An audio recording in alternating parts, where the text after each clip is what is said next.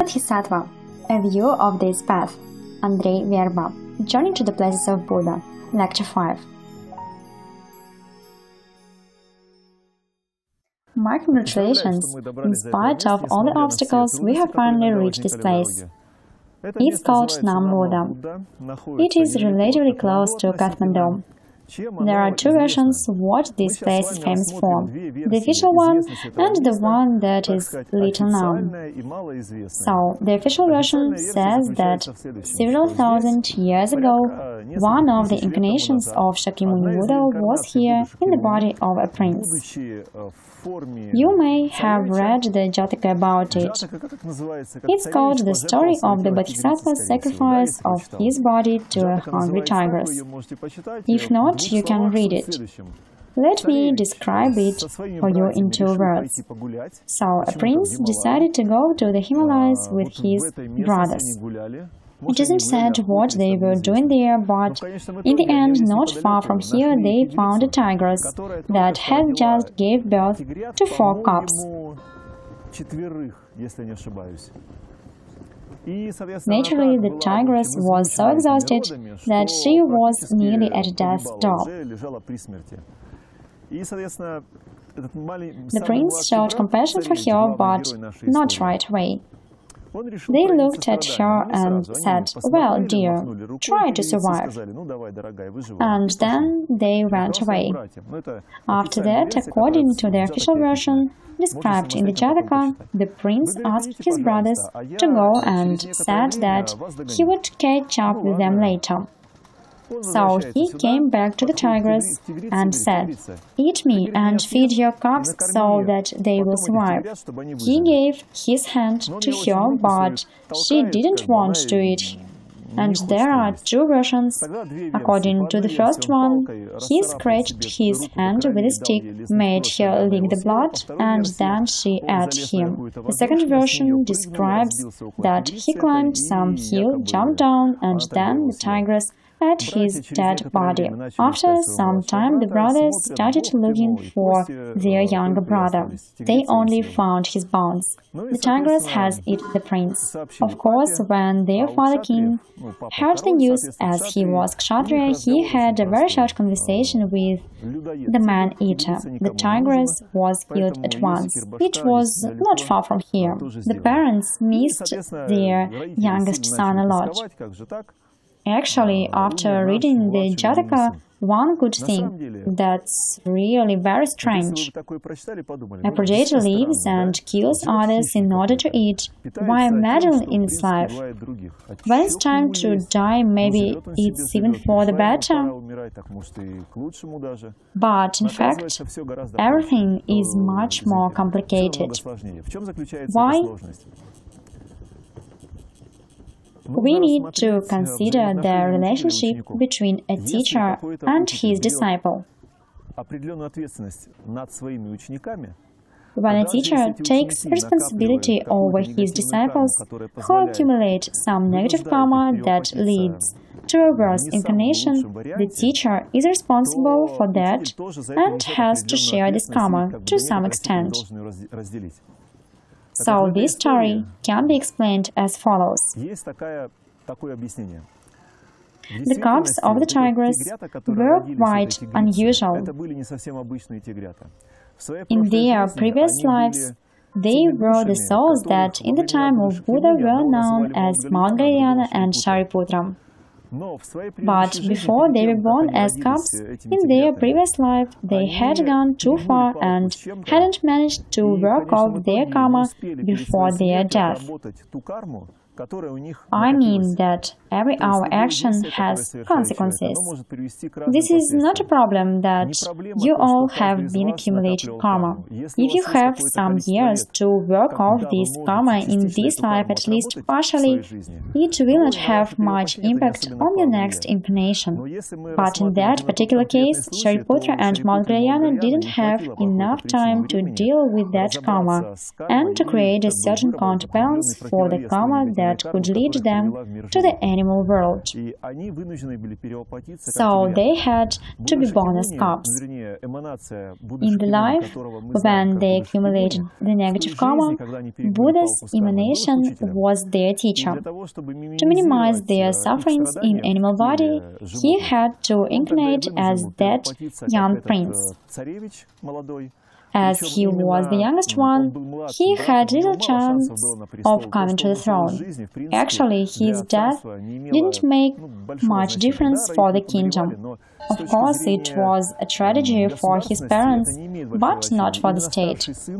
The elder son is to become an heir and get reins of government, while the younger one is like a safety cushion. If something happens to the elder brother, the younger one will be the next one to be offered some policy-making position in the state. So the soul of Shakyamuni Buddha had to incarnate. Well, we used to call him Shakyamuni Buddha in this life. He had to incarnate to do this manipulation. As a result of it, the king came and killed not only the tigers, but also her cubs. So his disciples incarnated adequately. That is, they manifested their karma at the moment of their birth, as they were born as animals. And their death is just a combination of circumstances. So there's such an unpleasant story. What does this all mean? When you move on the path of self-development, please pay attention to the reality you have. It's very easy to accumulate karma when you don't think about it. There are many people who eat fish quietly. They think it's okay as they read clever articles written by the so-called experts who say that phosphorus is only in fish. It can't be replaced, so it's necessary to eat fish. I'm watching how some yoga schools in Russia develop, to my great regret. Not long ago, I found out that one of my friends, an eminent yoga teacher who is quite famous,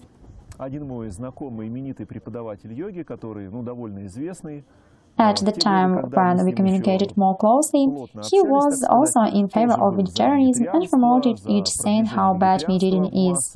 So about 7 years have passed, and after 7 years his leading students have been already promoting meat eating, and he doesn't care. He allows them to do it because it's their choice.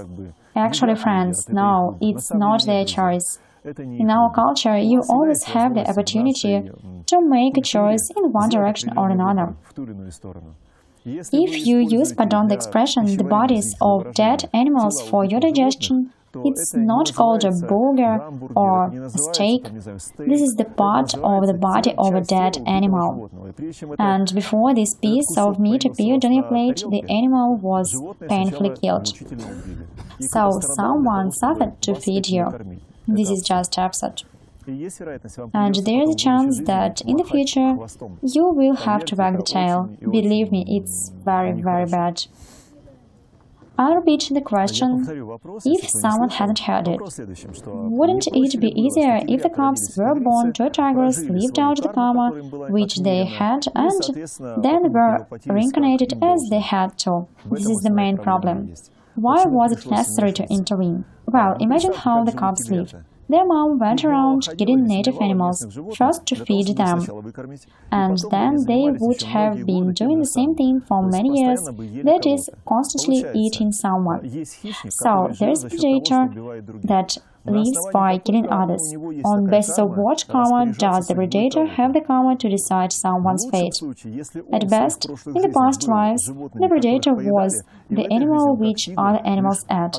So the predator as a tiger just works off the accumulated karma, but at first the predator will have to become a deer or another animal which tigers eat. So, first, the predator reincarnated as a tiger, then this predator will have to reincarnate as the animal which it ate during many, many lives. This is the problem, and this is not the easiest experience. It is said in the scriptures that incarnation in the animal world is a very big problem, and one has little chance to get out of there. There is an interesting example in the biography of Mapa. Sometimes Mapa showed for his disciples the ability to transfer his consciousness. So, he could start meditation, reach samadhi, and attaining a certain concentration, he could transfer his consciousness into the body that has just died and revive this body. And sometimes Mapa conducted such experiments. I'll give you 2 examples. As for the first case, they sat on the shore and practiced concentration on the water. Suddenly, on the other bank of the river, they saw a deer with several arrows in his body. So the hunters ran after the deer, shot their arrows at it, and the deer ran to the river and wanted to be saved. But the current of the river was strong. The deer was weak, it drifted and then drowned. The current carried it further and his body stopped somewhere. What did Mappa do? He said, "Well, now our dogs have something to eat." Mappa was a householder. He had a large farm, and this farm was guarded by the dogs. The dogs needed something to eat, so probably they took the meat somewhere to feed the dogs. And Mappa said to his disciples, "Now I leave my body, so take my body home and I'll come for you as a deer." He left his body and the deer. The deer came to life and went to Mappa's house. The hunters followed the footprints of the deer and came to the bank of the river, moved to the other bank and saw wet footprints of the deer and continued following them. And they saw that deer had gone to the Mappa's house. They knocked and said, "Our deer is in your house." Mappa said, "No, it's not your deer.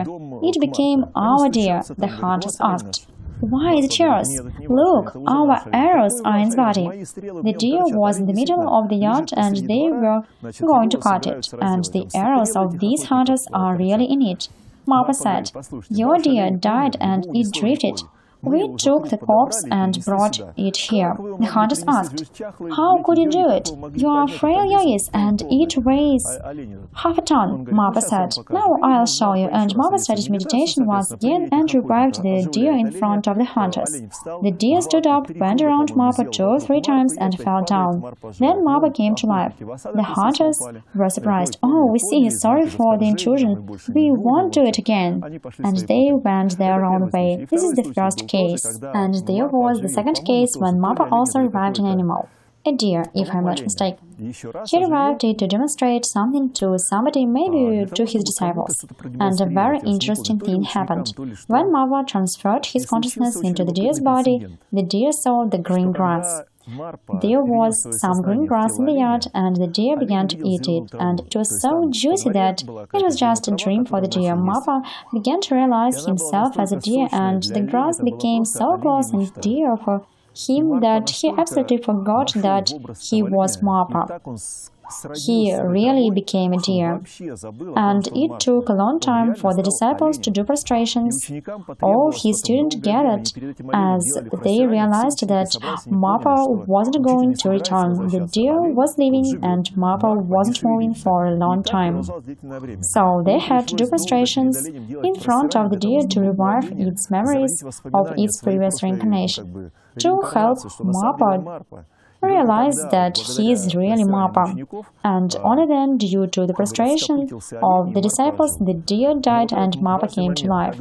But there's an important point. When consciousness gets into any animal, it takes animal's qualities and nothing else exists anymore. And this animal begins to accumulate karma. If, for example, for this deer, the green grass became the main food. For the predator, it will be different things. They have to show a certain anger when they rip the bodies of the other animals. Even in India, probably you've seen how local dogs sort things out. Have you seen it? We don't have the same thing in our countries. I also can't understand why there are such dogs in India. The dogs would seem to be the same. In Russia, dogs can bark at each other, and one dog can bite another one, and then they run away. But here, this is just mayhem. There was one guess that probably it happens because of food. You know that in modern India, spices are put in every meal. Pepper is just everywhere. Perhaps dogs eat only spicy food as they are given the same food that hinders it. Maybe they become crazy and emotionally unbalanced, to put it mildly. Their doshas are imbalanced. Therefore, they have such a problem. So it's easy to get into animal world, but to get out, it's very, very hard. Once, when I was looking for the answer to the question how to get out of the animal world, I found only one explanation for that.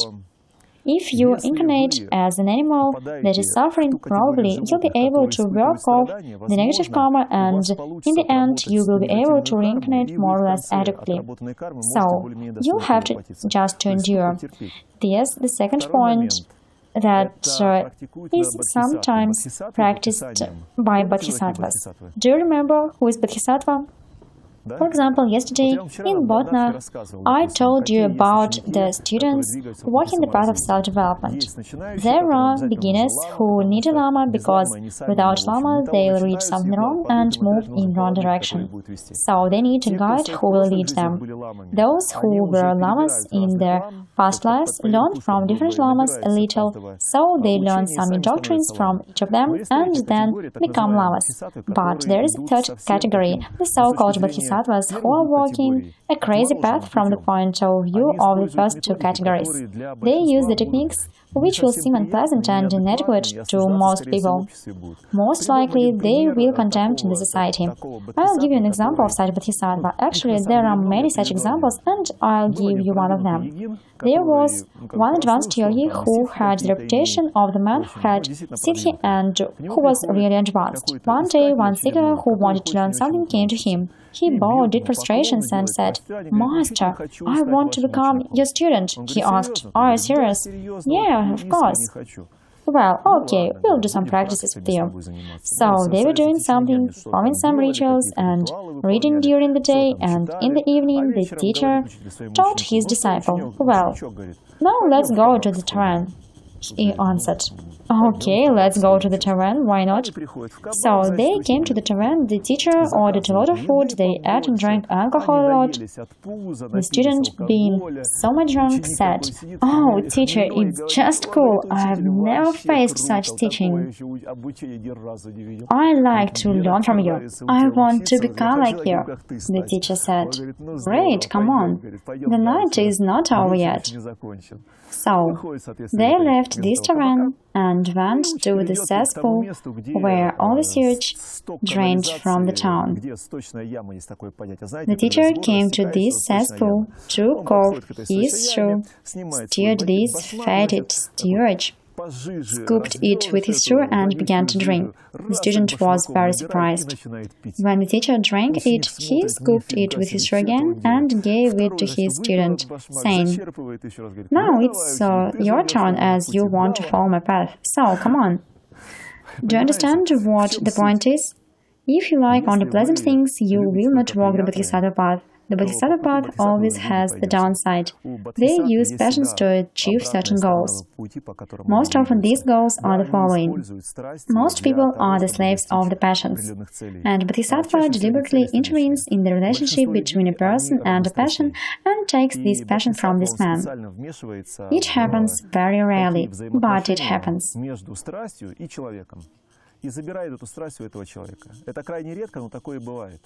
This is done to help the person who can't cope with it on his own, but this always has a downside. Then such a practitioner must have some periods of time when he can recover from the passions he collects. Roughly speaking, he is like a lightning rod. So, what I'm getting at? There are people who have the opportunity to practice, and there are people who have already been dependent to such extent that they can't practice. These are the people who need bodhisattvas. So, for example, you are listening to this lecture and perceive me adequately. You are not so dependent that you went to yoga tour, it's just amazing. Why aren't you at home, for example, building something? So, you joined us for some reason.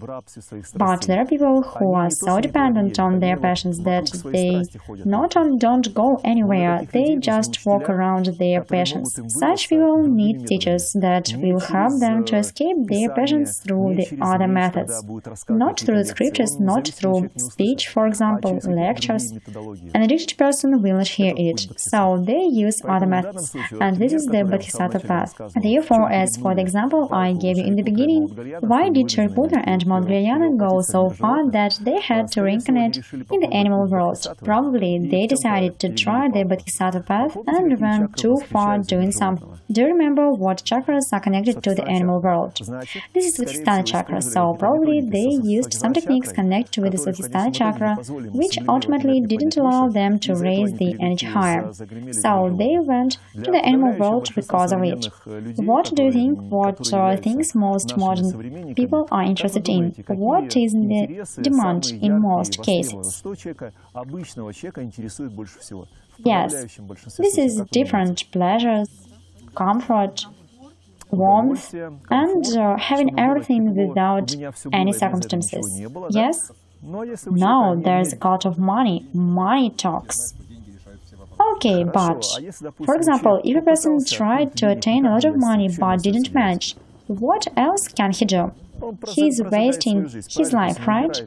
So he chooses any path that will make his life easier. But I said it all to help you understand that sexual favors are an important component of life for most of our contemporaries. I don't know what kind of people you communicated with, but in my time I communicated with different people whom one can call men. The things they think about and seek aren't normal, because modern music and modern mass media are targeted at the second chakra, and almost from the childhood, a person is taught to think that certain things are very important for him. All the clothes that fashion offers are intended to lower the level of a person's consciousness to the second chakra. I mean the vast majority of it. All the forms that women try to show for men. There is such a point of view that the modern fashion, rather, it's not even a point of view, it's statistics. Do you know that there are almost no deaths from prostate cancer in the Muslim countries? Have you never heard it? There are large Muslim countries with large population and, for example, there are Western countries that almost don't differ, but there's one main difference. This is mortality statistics. The deaths of the men from the diseases of the reproductive organs happen several times more frequently in the Western countries than in the Muslim countries. What is the reason? Several authors argue that this happens because they have made the weapon of mass destruction from modern women.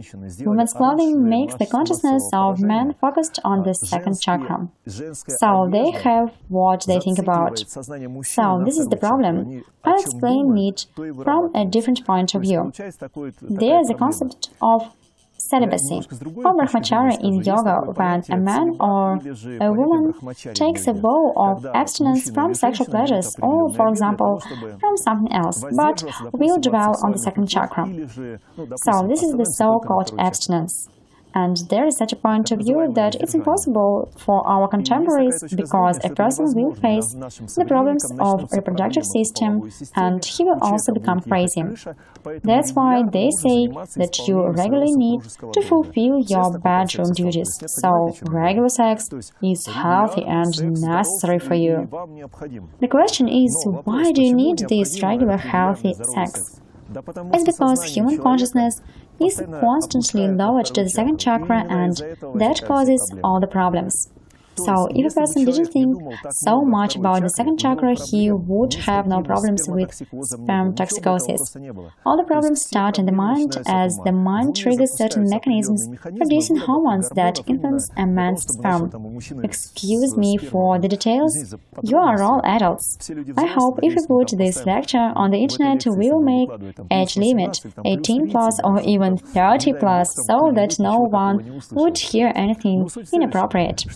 But the point is that there's really such a thing as spermatoxicosis when certain substances are produced in the man's body and with accumulation they pressure on his psyche, or rather not they, okay, no matter.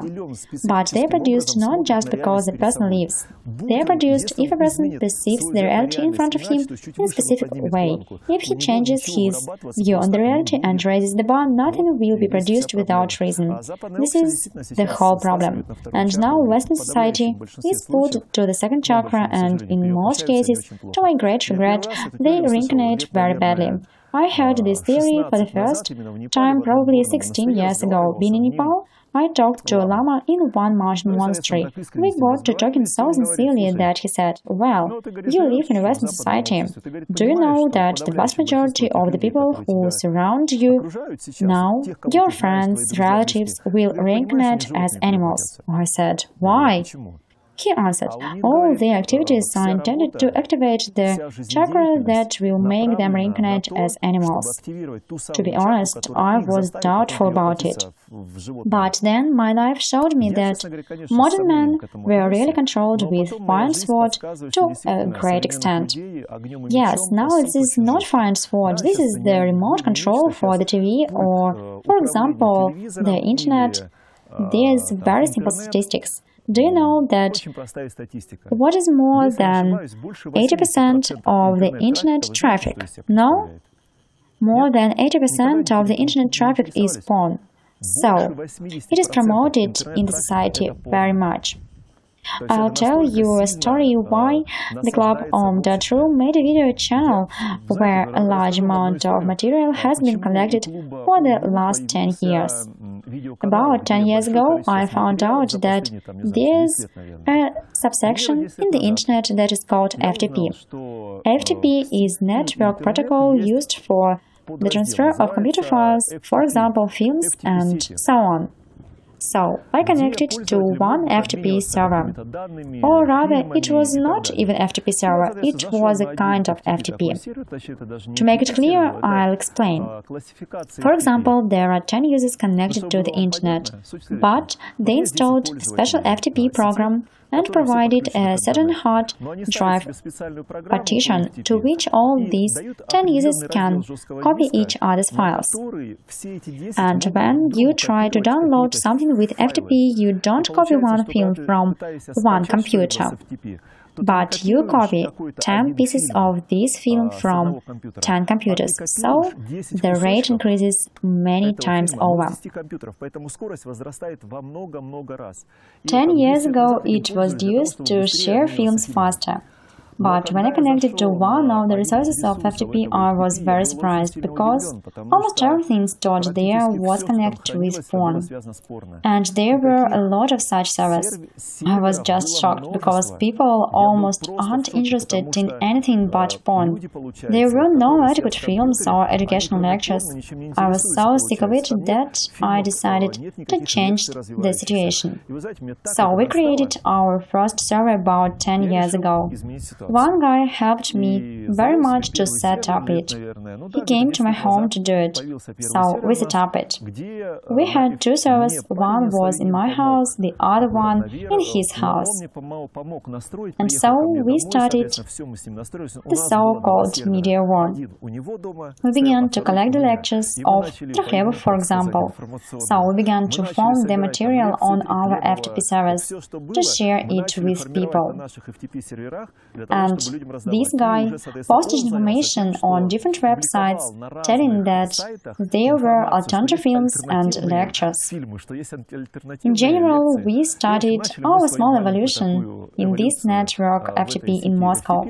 But we faced one problem. I had Windows, and the FTP program was installed in Windows. About every 3 months, the system on my computer was completely destroyed. That is, some strange people connected to my computer to destroy everything. But we didn't give up. We were struggling for 3 years. We kept cool. We worked at night and set up everything again. We set up a new firewall and new antivirus so that no one could destroy our noble undertaking. In the end, I'm tired to struggle because we really worked at night. So there were so many nights we spent in front of the computer. And then one guy appeared. His name is Ilya. So Ilya helped me a lot, because he was an expert on Linux. That is quite a different system.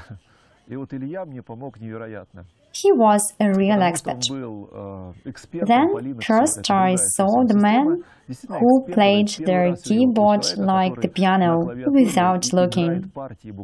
He did the same thing on the keyboard.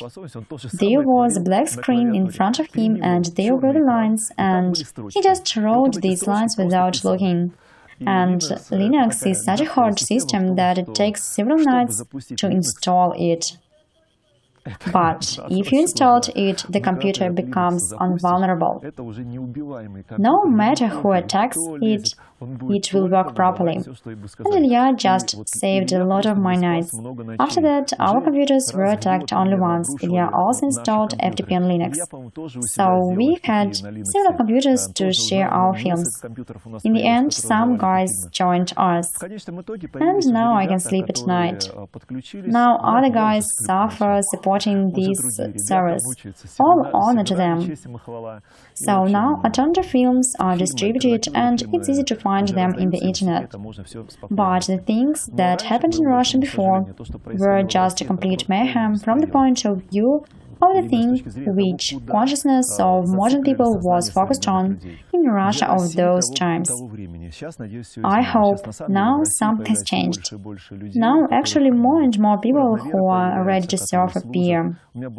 I had a fantastic incident not long ago.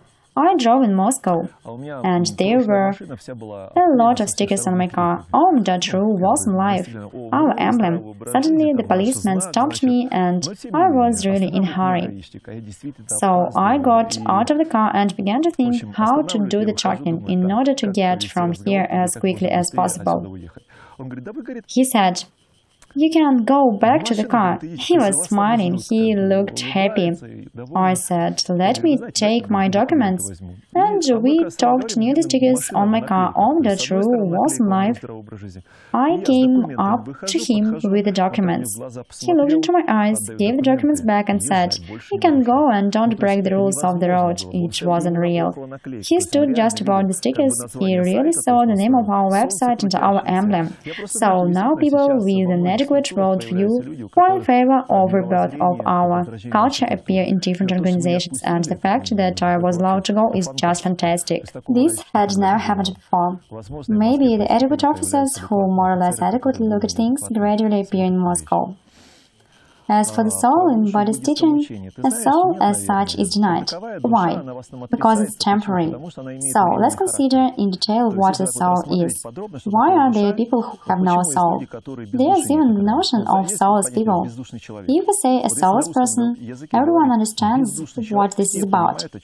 So this is the person from whom we can expect anything. He has no moral principle, he has no soul. It's clear. And now there are people who don't have a soul. The soul is formed by the moral victories.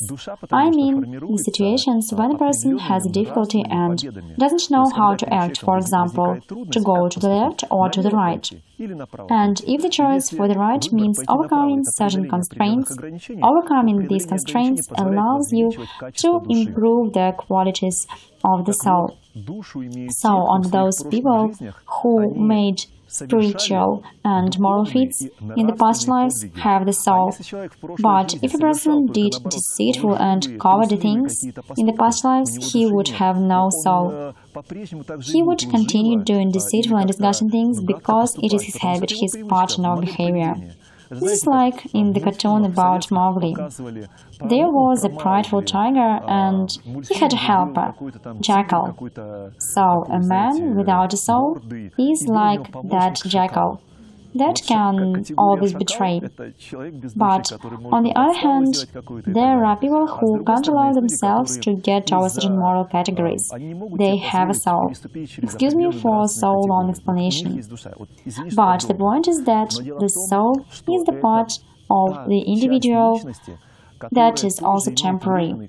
You can create it, but you can also destroy it. Moreover, there is even such a theory that explains that a soulless man is a person who has come from purgatory. So, when a person does negative things, even if he had a soul, he goes to purgatory. He is completely formatted there to eradicate all his ugly qualities and behavior patterns. But along with the bad qualities, the good qualities are also eradicated. Everything is burnt there. Then this person has to grow again through the mineral kingdom, vegetable kingdom, animal kingdom, and ultimately he will reach human kingdom and probably continue to evolve. Therefore, there is no soul because it has a temporary structure. Today you are in a good mood and tomorrow you will be in a bad mood. When you are in a good mood, you have a soul, and when you are in a bad mood, you don't have a soul anymore. It's exactly the same as talking about God. If God exists or not from the body's point of view. On the one hand, yes, but Buddhists say about a specific lifetime of the God. There are even the scriptures, for example, even Shiva Samhita describes that Shiva's lifetime is 2 kalpas, period when consciousness exists. The same Jivatma of Shiva or the God in Buddhism that corresponds to Shiva can observe the reality during 2 kalpas. And Vishnu appears twice during the lifetime of Shiva. It doesn't mean that I say hello to Vaishnavas. But according to Shiva Samhita, Vishnu changes his personality twice during the lifetime of one personality of Shiva, and as for Brahma, the creator of the universe, he changes his personality twice during the lifetime of Vishnu. So, during the life of Shiva, Brahma changes 4 times. Indra changes during the lifetime of the universe 7 times. While our galaxy exists, there are 7 contenders who can take the position of Indra, because Indra changes his personality 7 times during the life of Brahma. So, during the life of Vishnu, Indra appeared 14 times. And during the life of one Shiva, there will be 28 Indras. Therefore, how can we answer the question if God exists or not? On the one hand, yes, and on the other hand, no. It depends from where you are looking. When Buddha said about reincarnation, did he mean that consciousness reincarnates? No, not the consciousness, but Jivatma reincarnates. How is Jivatma described?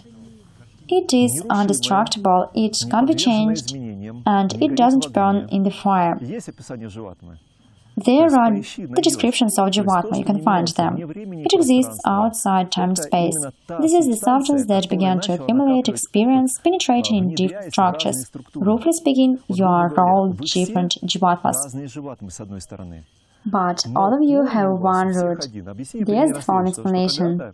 Until the matter began to divide densely, there was only one Jivatma.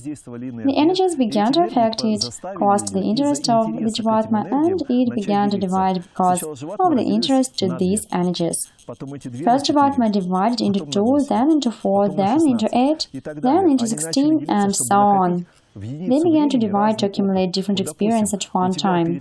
For instance, what do you like? Well, for example, reading. You have 2 books and you have 2 eyes. For example, you want to read both books. How can you do it?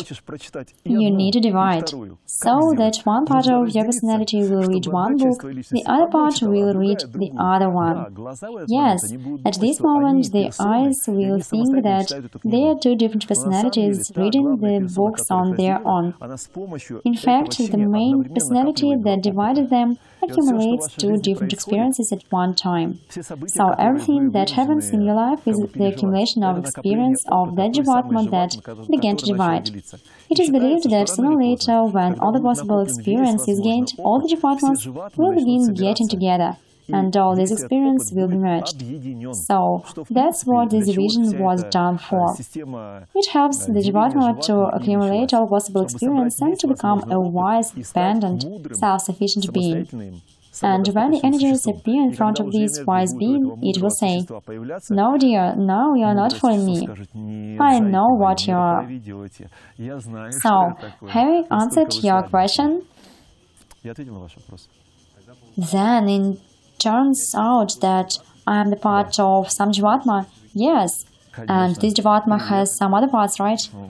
Surely, hello, I'm here, and we accumulate different experiences. You ask me a question, train me whether I will answer correctly or not. For example, I managed to answer, and if I hadn't answered, I would look through the scriptures, I would be interested in it, because someone can ask me this question next time. By the way, there are a lot of yoga teachers here, and do you know that the teachers are always asked the same questions? When people evolve, at one stage of their evolution, they are asked about the same things.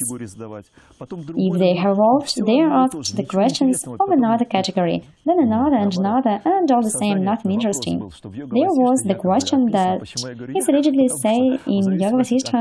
Why do I say allegedly? There are different translations of it, but I don't even want to comment on the question on Yoga Vasishtha, because most often it's impossible to answer correctly. So I recommend most yogis to read Yoga Vasishtha, but as a result you will either survive or not. I mean, either you will become the follower of Advaita Vedanta and probably find happiness, or you'll realize that this is just nonsense, because the things written there can explain almost everything. There's a very convenient feature. A crow accidentally landed on a palm tree and the coconut accidentally fell down. So the concept of coincidence is introduced there, and in fact, coincidences are impossible, they are logical. But to explain something that can't be explained, the concept of a coincidence was introduced. So I won't answer the question on Yoga Vasishtha. Here you can see the representative of the tiger kingdom walking. That's certainly the former tiger, you see, no? It even has the tribe's remained as a tiger. Probably the distant ancestor of which lived here at those times. It remembers everything and still lives. So read Yoga Vasishtha on your own. But when I read, I didn't have a question about coincidences. I perceived the allegory about the palm and fallen coconut as the idea that everything is interconnected in the world, and there are no coincidences. On the contrary, the coincidences are constantly described there. In my time, I went to the mountains for a month especially to read the Yoga Vasishtha. I asked Alexey Vasilievich to take me to the Caucasus, far away from people, so that no one could disturb. I set up a tent and lived with the jackals there, so there was no one except for the jackals. No, there were also white horses there, but the jackals perfectly stimulated to read at night, because they came up to the tent and howled so loud that it was impossible to sleep. Luckily, I had a lot of candles, so I read Yoga Vasishtha to the jackals at night. That's why I recommend you to read it more carefully. Very curious things are written there. What is the question? So, the question was as follows. When you read the Buddhist scriptures on your own, the puzzle isn't put together. The things are described partially in the Buddhist scriptures. There's only the part of the description of reality.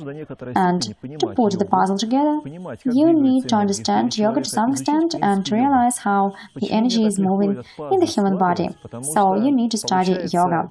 And for me, it's rather easy to put this puzzle together, because I do yoga and study Buddhism in parallel.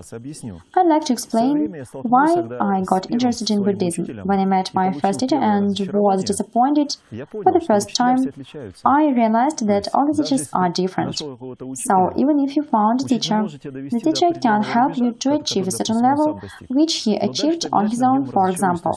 But after that, you will be surely disappointed in him. So, you'll see a lot of aspects that you aren't interested in.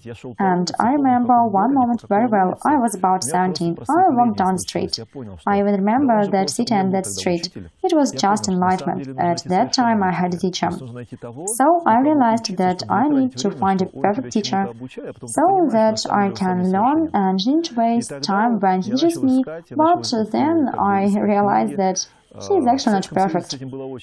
Then I started looking for the books. It was really very difficult to do it in Soviet Union, but in fact at that time I first realized the desire to find a teacher. So I began to read books that were available. I began to search for the scriptures. I have encountered yoga. The main problem of yoga is that so many teachers, so many opinions. One of the teachers can say, only our system is the most perfect and correct, everything else is just nonsense. So they constantly condemn each other very much, to my great regret. And I realized that it's also not perfect, but yoga works much better than Buddhism, because Buddhists protect themselves with preliminary practices. So, if you want to deal with something serious, you should chant a mantra 100,000 times, do 100,000 prostrations and even more, make 100,000 offerings, and then you should read some scriptures. It will take you 7 or 8 years, and only then you will be taught something serious. But after 8 years, you will realize that actually there is nothing secret. This is described in the book. To put it mildly, you have just been prepared for this very well, but that's all. So I recommend you to do yoga and read sutras in parallel. If you had been a follower of Buddhism and yoga in your past lives, you would be able to find a golden mean that will help you to survive and find the most perfect path for you and your level of development. And that's all. The fact that society is fed with meat is magic. Even in Japan, they still say, if you eat chicken, you will become stupid as chicken. So, it means that if you choose a certain product, this product will influence you in some way. And this is magic. And there is such a concept that society is fed with it on purpose. One of Russian professors lived in the West. When he returned, he was asked a question about the Western society, and he described it as follows. My Western companions told me that current situation in Western society, where stupidity is imposed, is not for nothing. Smart people buy pure things. It makes no economic sense to keep smart people on this planet. Smart people are interested in music and in some philosophical aspects. But now there's a struggle of greed on this planet. That is, there are several plans who are sorting things out between each other by means of economic showing off. Some of them try to prove something to others, but as a result, the entire planet suffers. I'll give you one simple example, and then we'll return to the issue of magic. Let's look at modern cars. First, I faced this problem in the end of 90s. One car mechanic repaired my car. He was a professional, and at that time I had a car that actually didn't break. I came to him to repair the car only once a year, well, except for the oil change. One day I told him that it may be time to change my car, as there were some things that I didn't like. I wanted the car with a certain brand, and he listed all these disadvantages. If you buy this car, you'll have to come to me with certain problem twice a year. If you buy that one, you'll have that problem, and so on. And he told about all the brands and mentioned all the problems they can have. Could you name these brands, please? What's the country you live in? Italy. It's impossible in Italy because Euro 5 standard is adopted there. There's an opinion that Euro 5 was specifically created so that all the cars used over 3 years won't be used. So you use a car only during 3 years. This is a great pressure on the environment. So they produce disposable cars and then they are thrown on the scrap heap. Then it's recycled. This is just nonsense. Let me give you an example. I had the experience of the perfect world where nothing breaks down. All the machinery and all the houses are everlasting. The outlook of the people is adequate. There are no wars at all. Why is everything everlasting? For example, they say there's a problem of fertility. Actually, there will be no fertility problem if the society is adequate. And they need to build almost nothing, because it's enough to build everything adequately once. Let's get back to the magic. Many of the habits imposed to people in this world have a magic structure. For example, the tradition of giving dead flowers. Do you know about it? So, the woman is given the flowers that take her life energy. People don't want to think about it, but one may give a living flower. It will grow and bloom, everything will be fine. Why do they cut them? If someone doesn't understand, I'll explain. A living flower has a stem and roots. The roots are used to take the energy from the ground, and the flower grows only because it raises the energy from the bottom up. When it's cut, the tendency to raise the energy remains. And when you give it to a living being, this flower, like a vampire, takes the energy of this person. The woman must have encountered it. When you are given a large bouquet of flowers, you feel bad. The more flowers you are given, the worse you feel, because magic is not only about this. When you are given the flowers, you put them in the most conspicuous place of the house.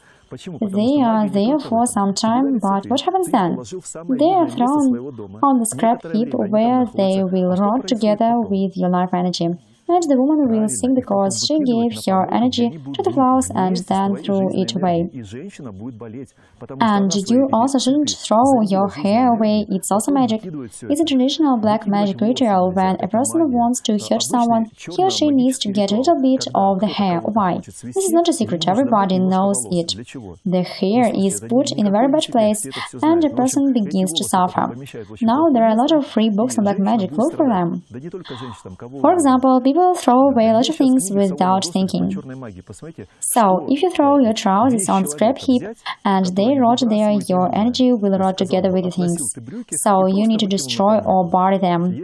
Or if you give good things to someone, try to give it in the right hands. For example, if you fed someone, you are responsible for how that person will live. If you fed someone or gave clothes to someone and that person lived inadequately, you will be an accomplice of all the crimes that person would commit, although people try not to think about it.